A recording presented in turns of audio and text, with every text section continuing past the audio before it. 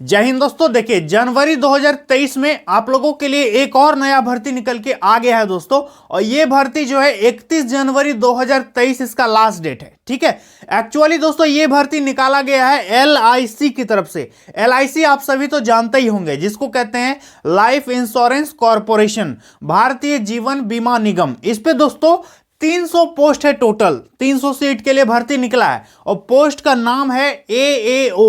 इसका full form होता है असिस्टेंट एडमिनिस्ट्रेटिव ऑफिसर। ठीक है, तो टोटल 300 पोस्ट है। 31 जनवरी इसका लास्ट डेट है। कौन कौन इसको अप्लाई कर सकते हैं, क्या क्वालिफिकेशन मांगा है, एज लिमिट क्या मांगा है, पैसा कितना लगेगा भरने में, सिलेक्शन प्रोसेस क्या है, इस पे कितना वेतन मिलेगा, वेतन देख लो आप शुरू में ही 53,600 से लेकर के 1,02,090 रुपया तक इस पे वेतन आपका रहेगा। तो यदि सब चीज जोड़ उड़ के देखेंगे तो आपका शुरुआती वेतन लगभग 70,000 के आसपास होने वाला है। तो आप लोग इस वीडियो को लास्ट तक देखिएगा दोस्तों। देखिए सबसे पहले टोटल सीट कितना है, 300 हम बता दिए। पद का नाम LIC AAO, Life Insurance Corporation assistant administrative officer. Apply date की बात करेंगे तो 15 जनवरी से फॉर्म शुरू हो गया ऑनलाइन। 31 जनवरी 2023 इसका अंतिम तिथि है। अप्लाई करने में पैसा कितना लगेगा देख लीजिए। जनरल, OBC, EWS इन तीन कैटेगरी के विद्यार्थियों को 826 रुपया पेमेंट करना पड़ेगा। यदि आप SC हैं, ST हैं या PWD हैं तो आपको 100 रुपये पेमेंट करना होगा ऑनलाइन। समझ में आ गया।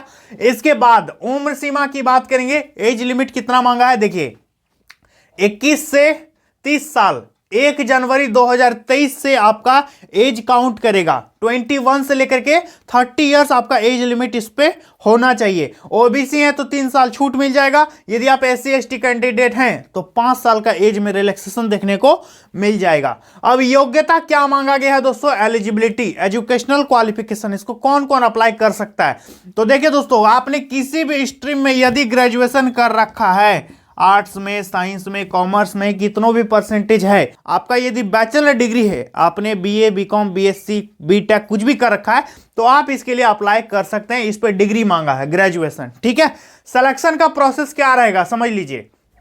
इस पे दोस्तों मेनली 2 प्रोसेस है, फेज 1 और फेज 2। फेज 1 यानी प्रीलिम्स एग्जाम, फेज 2 यानी मेंस एग्जाम। यानी आपका ये PT हो गया, ये मेंस हो गया। 2 एग्जाम आपको देना होगा फाइनल सिलेक्शन के लिए। समझ में आ गया। अब बात करेंगे दोस्तों, देखिए प्रीलिम्स एग्जाम जो होगा इसका सिलेबस क्या रहेगा समझ लीजिए। इस पे आपका सेक्शनल क्वेश्चन पूछेगा, सेक्शनल टाइम मिलेगा। सबसे पहले आपका रीजनिंग। देखिए भाई, रीजनिंग से है रहेगा 35 क्वेश्चन। टोटल मार्क्स हो गया 35 मार्क्स। जितना क्वेश्चन उतना नंबर, 35 क्वेश्चन 35 मार्क्स, 20 मिनट आपको टाइम मिलेगा। ठीक है, इसके बाद रीजनिंग का बंद हो जाएगा। इसके बाद आपका मैथमेटिक्स रहेगा, इससे रहेगा 35 क्वेश्चन 35 मार्क्स, टाइम मिलेगा 20 मिनट। समझ में आ गया। अलग अलग सब्जेक्ट में अलग अलग टाइम इस पे दिया गया है। इसके बाद इंग्लिश रहेगा दोस्तों 30 क्वेश्चन 30 मार्क्स, टाइम मिलेगा 20 मिनट।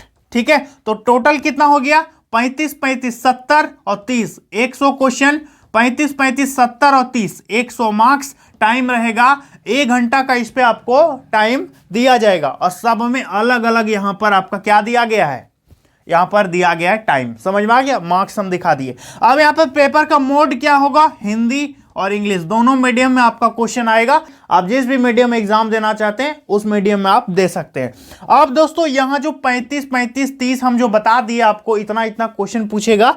लेकिन यहां पर क्राइटेरिया में यह भी रखा गया है कि SC ST को इतना मार्क्स लाना होगा पास करने के लिए। ठीक है, जनरल को, OBC को इतना मार्क्स लाना होगा पास करने के लिए। तो देखिए क्वालिफाइंग मार्क्स यहां है सब्जेक्ट, रीजनिंग, मैथ और इंग्लिश। रीजनिंग में यदि देखेंगे तो यदि आप SC ST और PWD हैं तो रीजनिंग में क्वालिफाई करने के लिए आपको 16 नंबर मिनिमम लाना पड़ेगा SC ST और PWD कैंडिडेट को। यदि आप अदर हैं जैसे कि जनरल हैं, OBC हैं या EWS हैं तो रीजनिंग में क्वालिफाइंग के लिए आपका 18 मार्क्स लाना जरूरी है। देखिए दोस्तों, आप लोग हमेशा पूछते हैं कि सर रीजनिंग की तैयारी के लिए एक अच्छा से किताब बता दीजिए। तो दोस्तों आज आपको हम वही बता रहे हैं। रीजनिंग की बेस्ट तैयारी के लिए दोस्तों आप लोगों को एसके पब्लिकेशन का किताब ले लेना है। एसके यानी दोस्तों श्री कृष्ण पब्लिकेशन का रीजनिंग का काफी अच्छा किताब है दोस्तों। साथ ही दोस्तों इस किताब की खासियत आप देखिए क्या क्या है कि वर्बल और नॉन वर्बल दोनों प्रकार का रीजनिंग का लॉजिक और कंप्लीट कॉम्प्रिहेंसिव कलेक्शन इस पे मिलेगा। टॉपिक वाइज प्रत्येक पॉइंट का इजी एक्सप्लेनेशन किया गया है ना, ताकि कोई भी आसानी से कुछ समझ सकता है। और जितना भी दोस्तों अभी कॉम्पिटिटिव एग्जाम हो रहा है, जैसे कि रेलवे, बैंकिंग, एसएससी, कुछ भी हो, सबका नया नया पैटर्न रहता है। तो नए पैटर्न और नए सिलेबस के आधार पर सारा चीज आपको इस पे मिलेगा। और सबसे बड़ी बात है दोस्तों शॉर्टकट ट्रिक। बिना ट्रिक का दोस्तों एग्जाम में कोई क्वेश्चन रीजनिंग का बनेगा ही नहीं। तो इस पे शॉर्टकट ट्रिक का दोस्तों बहुत ज्यादा यूज किया गया है, ठीक है। और साथ में दोस्तों ये किताब अंग्रेजी मीडियम में भी उपलब्ध है। तो यदि आप इंग्लिश मीडियम के हैं तो आप इसको ले लीजिएगा, और यदि आप हिंदी मीडियम के हैं दोस्तों तो आप इसको ले सकते हैं। लेना कैसे दोस्तों, नीचे डिस्क्रिप्शन बॉक्स में हम लिंक दे दिए। आप इसको ऑनलाइन भी खरीद लीजिएगा या फिर नजदीकी मार्केट में जाके किताब दुकान में भी आप इसको ले सकते हैं।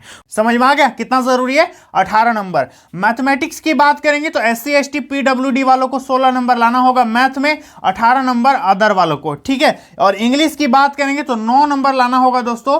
एससी एसटी और पीडब्ल्यूडी वालों को इंग्लिश में 9 नंबर लाना होगा क्वालिफाइंग के लिए, और अदर है तो 10 नंबर लाना होगा इंग्लिश में क्वालिफाई करने के लिए। तो ये हो गया दोस्तों क्वालिफाइंग मार्क्स। समझ में आ गया।